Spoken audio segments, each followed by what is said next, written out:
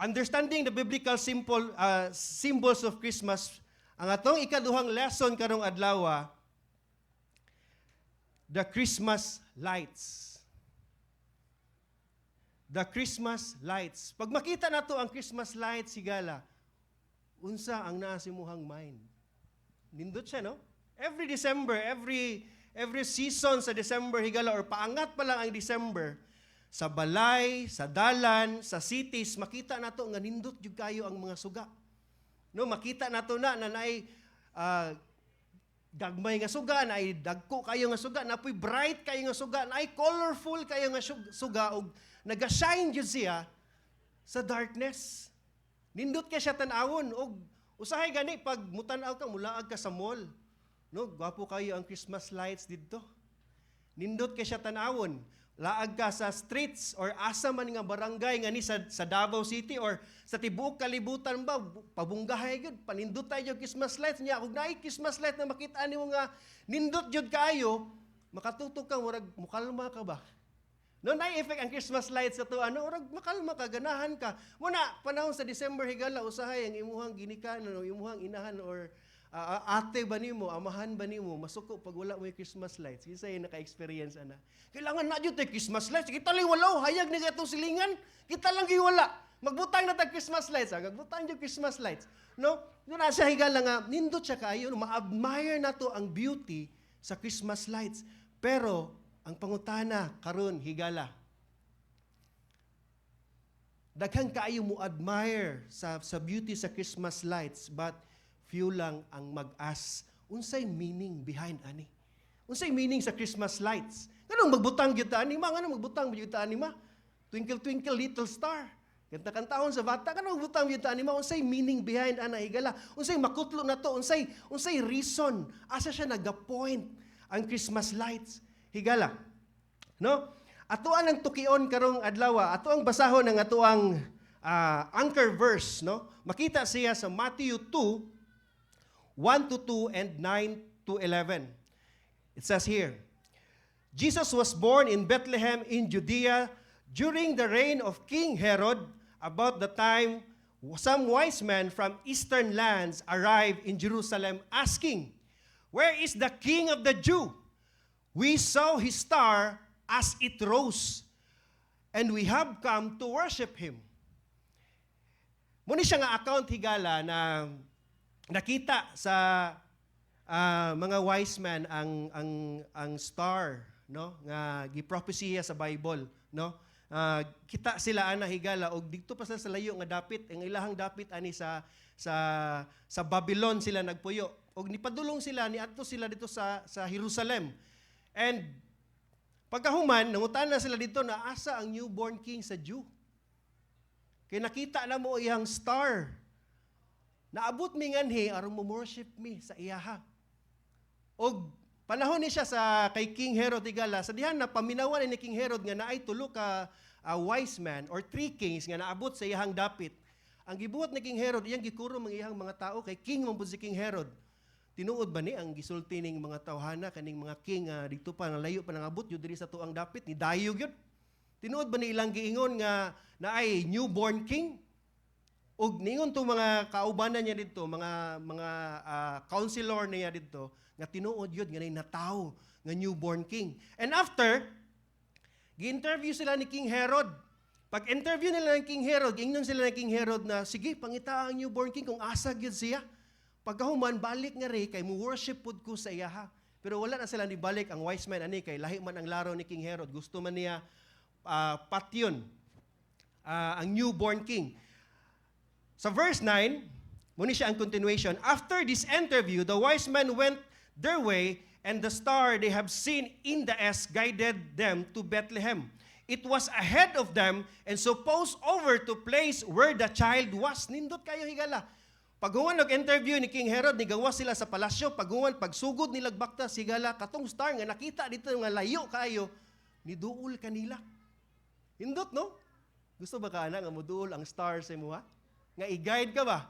No, nindot siya kay gala. In verse 10, when they saw the star, they were filled with joy. They entered the house and they saw the child with his mother Mary, and they bowed down and worshiped him.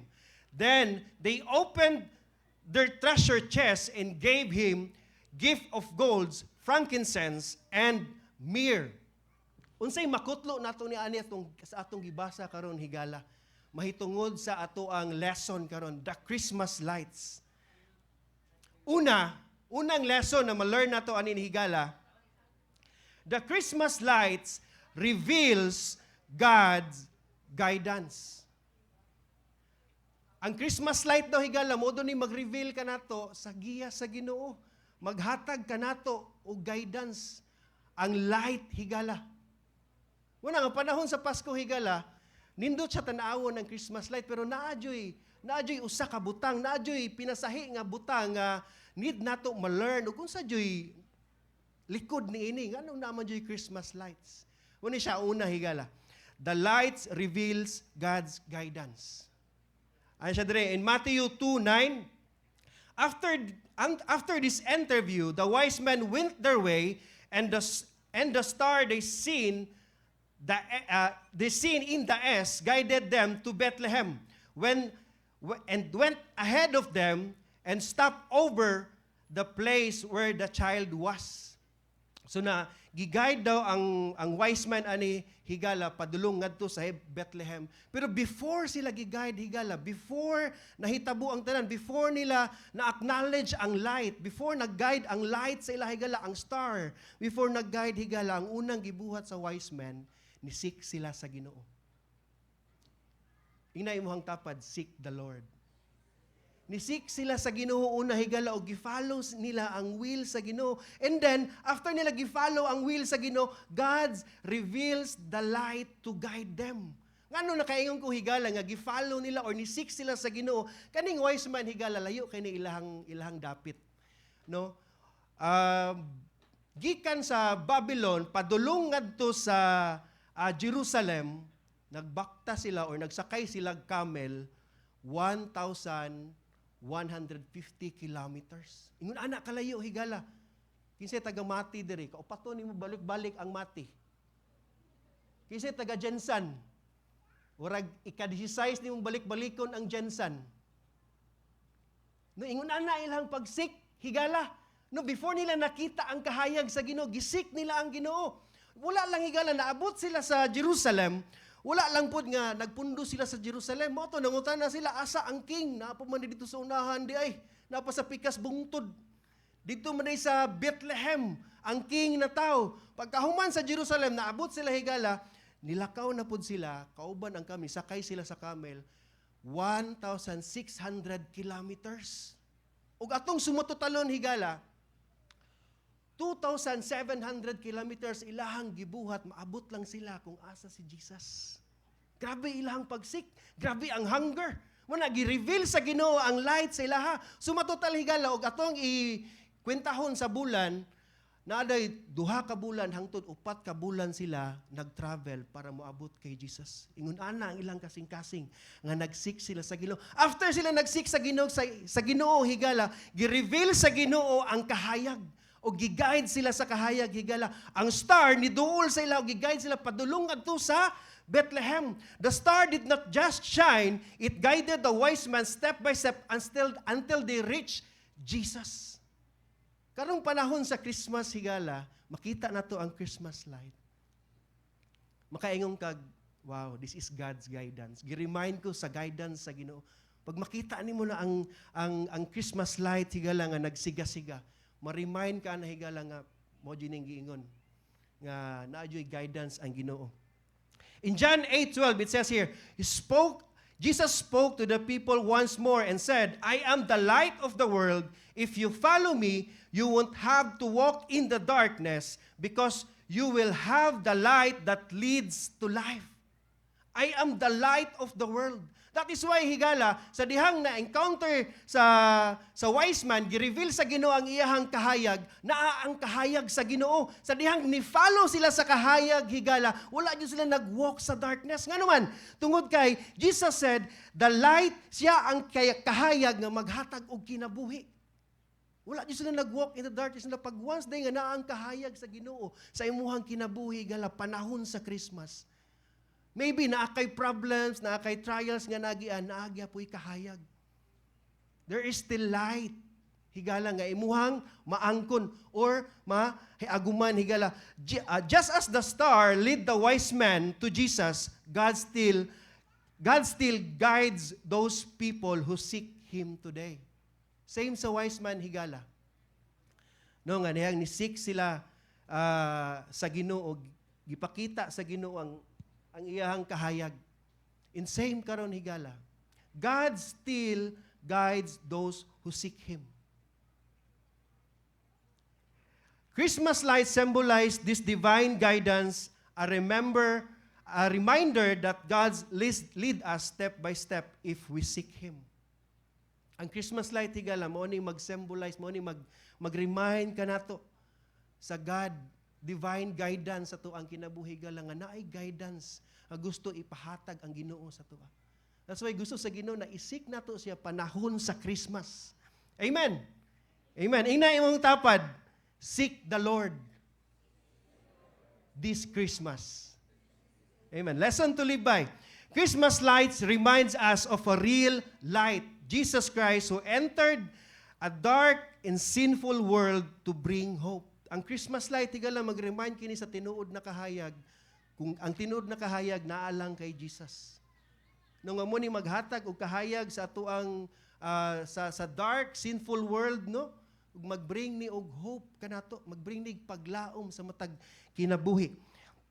Ikaduhang lesson to live by. Let Jesus shine through you, be a reflection of His hope in a dark world, and as His follower, you become a light for others through kindness, integrity, forgiveness, and love. People should see Jesus through the way you live. Amen. Ikaduhang butang na atong pagistoryahan karon higala. Una, atong gistoryahan, the light reveals God's guidance. Ikaduha, the light of God produces joy. Adunay kalipay. Pag once na makita nimo ang kahayag sa Ginoo higala, mo-produce jud na siya og joy.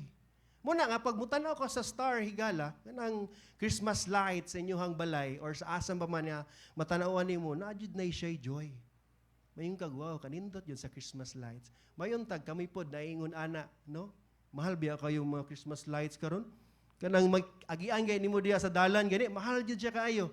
May na lang, no? Nga naay baratohon ra pod na atong mapalit. No nga mabutang nato sa tuang balay.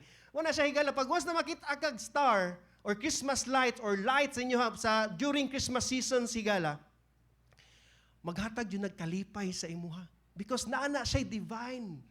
Na siya divine na pagsabot higala. Nganong naadyoy kalipay. Diri nag-ugat higala. Nganong naa kay joy during Christmas pag makita kag kahayag or Christmas lights. In Matthew 2:10, it says here, when they saw the star, they were filled with joy.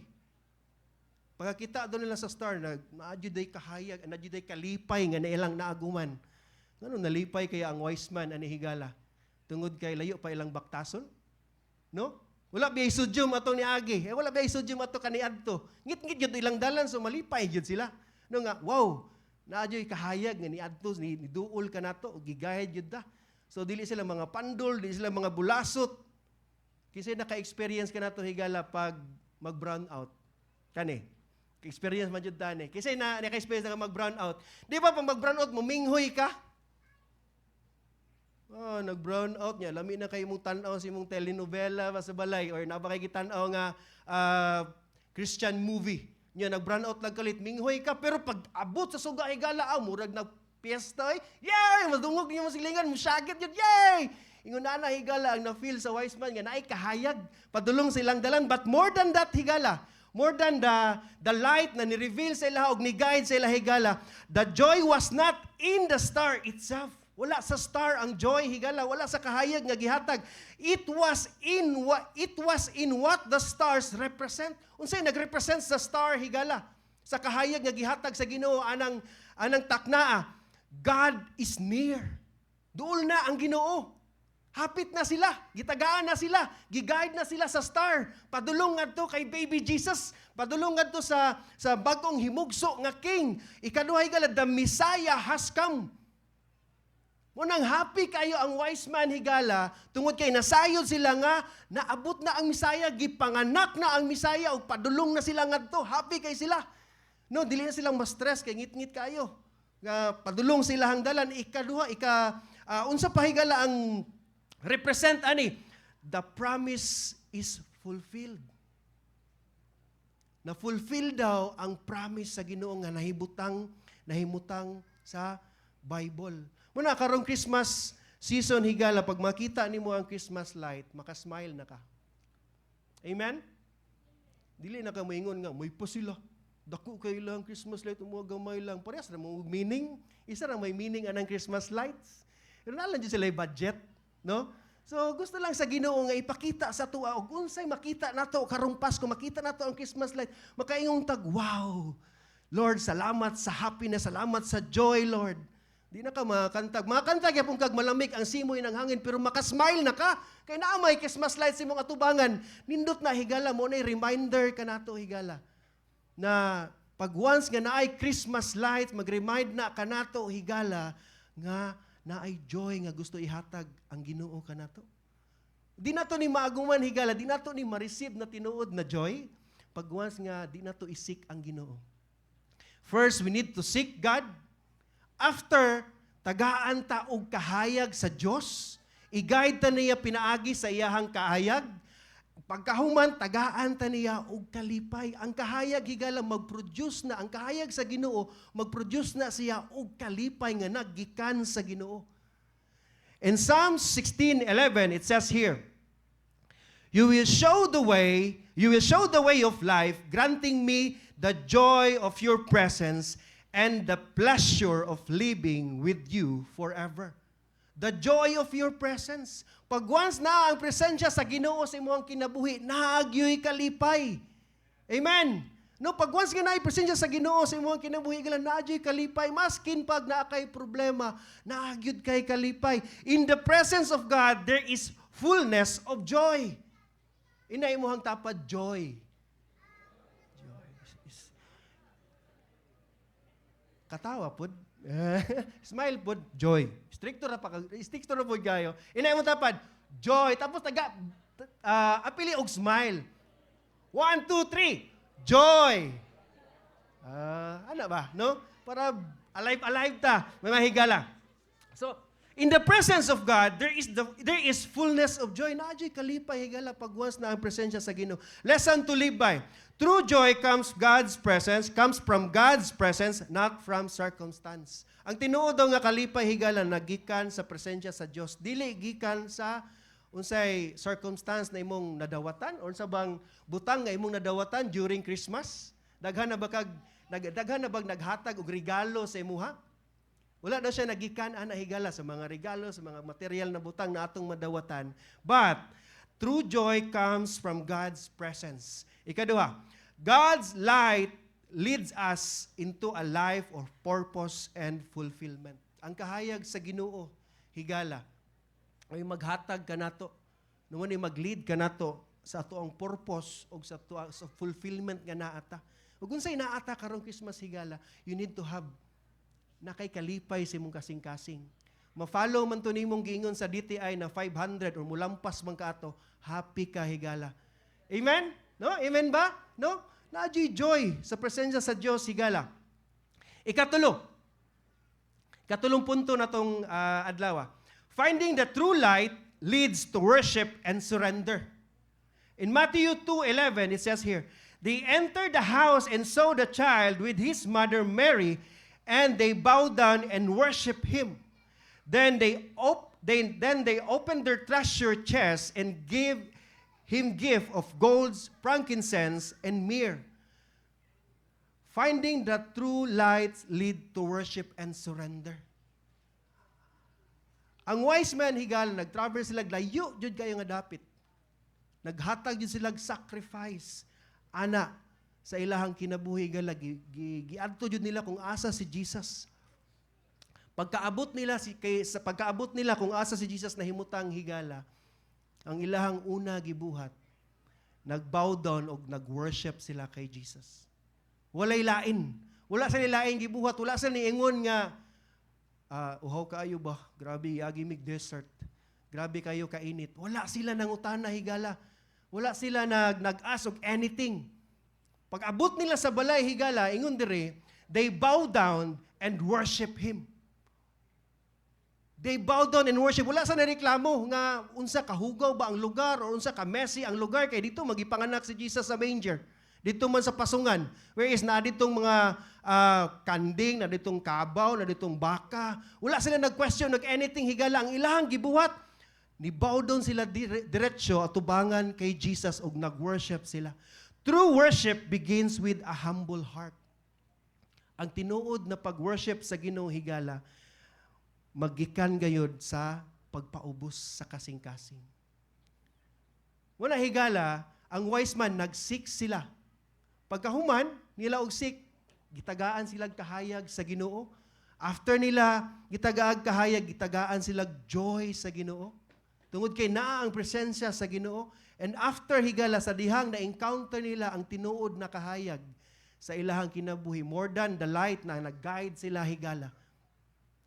Nakita nila si Jesus, nag-worship sila o gisurrender nila ilahang kinabuhi nga sa Dios. Og dili lang higala nga nag-worship sila, naghatag pud sila og gift.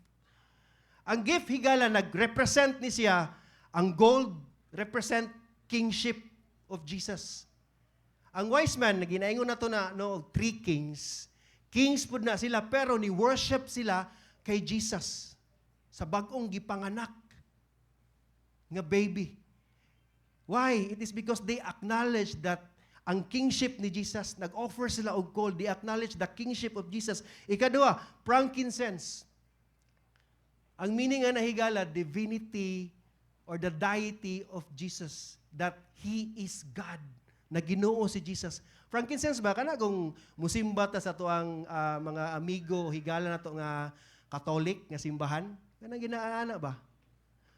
Di ba? Kita taana, na nasa second mass always ginakuan insenso. Wala siya higala, no? Nagrepresental na siya nga nganong nagabuhat ng ato ang mga higala sa Catholic ana, no? Katulo man na siya. Isa, duha, tulo, isa, duha, tulo, isa, duha, tulo. Ana man na siya pagbuhat sa misa sa ato ang mga higala ng Catholic. Muna siya higalang frankincense is nagpamatuod na higala, nagtinuod nga Ginoo si Jesus. Ikatulo higala ang myrrh nga ilahang gihatag nga gift kay Jesus. No? Ang myrrh is for the sacrifice of Jesus ngadto sa cross. Nagrepresent na siya ana higala. No? Ang wise man higala nag-declare kung kinsa si Jesus sa ilahang kinabuhi. That is why gi-acknowledge nila si Jesus nga Ginoo si Jesus, King si Jesus, ug siya ang maluluwas sa tibuok kalibutan. That is why nasayod sila og kinsa si Jesus sa ilang kinabuhi og gi-worship nila si Jesus. Amen? Mabuhat ba nato na sa tuang panimalay, no, nga makadaig ta sa Ginoo panahon sa Kapaskuhan or makaampo man ta sa Ginoo panahon sa Kapaskuhan higala, because kaning wise man higala grabe ilang pagsik sa Ginoo, travel sila og 2 to 4 months nga maabot lang yun sa presensya ni Jesus, maabot lang yun sa atubangan ni Jesus ug wala sa nilaing gibuhat higala.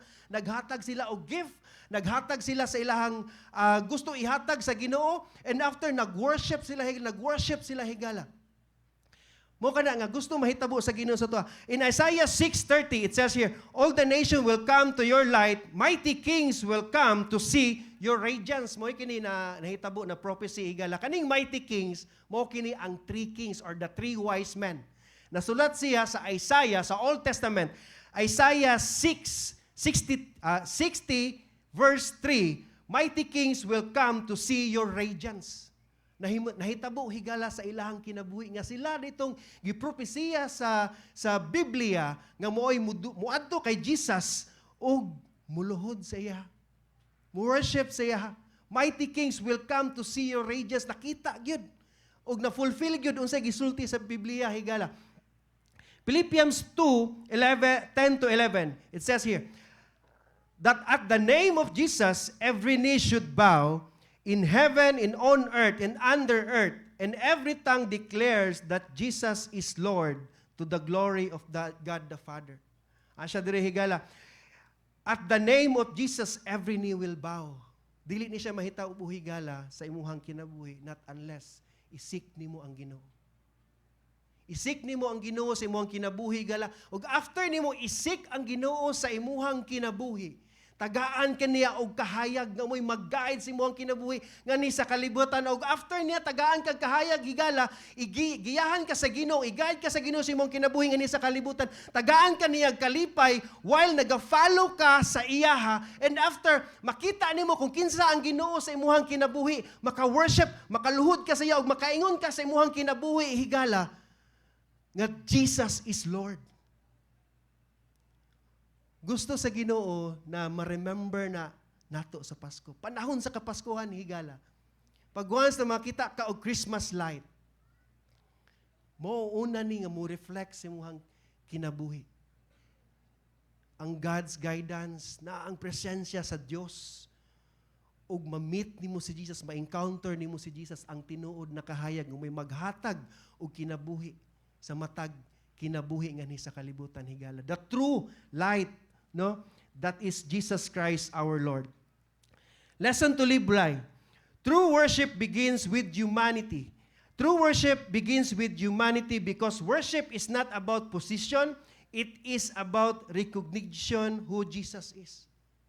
Tinuod higala, it is not about position. Na sa dihang naka sa presensya sa Ginoo, makaluhod yun ka higala. It is not just a position. True worship begins with humility. Maskin pa higala, si President Bongbong Marcos, unsa iyang estado karon sa iyang kaugalingon, presidente Sara, mga senator, mga congressman, unsa man lang estado sa kinabuhi nila karon higala, pag once na musik sila kay Jesus, panahon sa Kapaskuhan, pag once na musik sila sa Ginoo, tagaan sila kahayag sa Dios, tagaan sila kalipay sa Dios, ug sa dihang tagaan sila kalipay og kahayag sa Dios higala, mag-result ni nga i-surrender na ilang kinabuhi diha kay Jesus. Maski kung sa estado nimo sa imong kinabuhi higala, it doesn't matter kung unsa imong posisyon sa society. It doesn't matter kung ikaw ang CEO, ikaw ang tag-iya sa usa ka kumpanya higala. It doesn't matter. Dato man ka, pobre man ka, wala gipili si Jesus higala. Ang gusto lang mahitabo ni Jesus sa ato ang kinabuhi, ang humility. Gusto sa Ginoo nga naay humility, nga na siyang atubangan. It doesn't matter anything na position. Because worship is not about position. It is about recognizing who Jesus is. Jesus is God. Amen. Ikaduhang lesson to lead by. Worship is experienced through surrender and giving our best. Just like the wise man offered their treasure, we honor Jesus when we offer Him our treasures, time, obedience, abilities, and life. Maunor nato si Jesus higala pag once na isurrender nato atong kinabuhi nga na kaniya. Amen? Unang kapanahon sa Kapaskuhan higala, I want you to encourage, pag once makita nimo ang Christmas light, lahi na ang imuhang pagsabot ni ana. Malahi siya higala panahon sa Kapaskuhan. Di lang siya decoration. Dili lang siya nga gibutang lang diha, gisabit lang diha, pero naa siya meaning higala. The meaning is the light of the world. Naabot ang light sa kalibutan. And the light of the world that gives light is Jesus Christ. Word to remember. Christmas lights are not just decoration. They remind us of a true light who came into the world. They symbolize His guidance, His joy, and His call for us to worship and reflect His light. May every light we see this season point our hearts to Jesus, the light of the world, the hope of humanity, the Savior who came for us, Jesus Christ, the everlasting light. Christmas light is not a decoration. Dili siya decoration higala. Mag-remind ni kanato sa tinuod nga kahayag nga naabot nga ni sa kalibutan ug mag-symbolize ni higala kanato na makaduol ta sa Ginoo. Mag-symbolize ni higala nga naay guidance sa Ginoo, naay joy. Pag once nga naata diha siyang kamot, no? I-guide yun ta nila higala. I-guide yun ta niya. Pag once nga masabta nato og unsay meaning sa Christmas light. Panahon sa Kapaskuhan. Muna higala naabot si Jesus dinhi sa kalibutan, no? Siya ang hope sa humanity, siya ang savior who came for us, and the true light which is Jesus Christ, the everlasting light. Amen.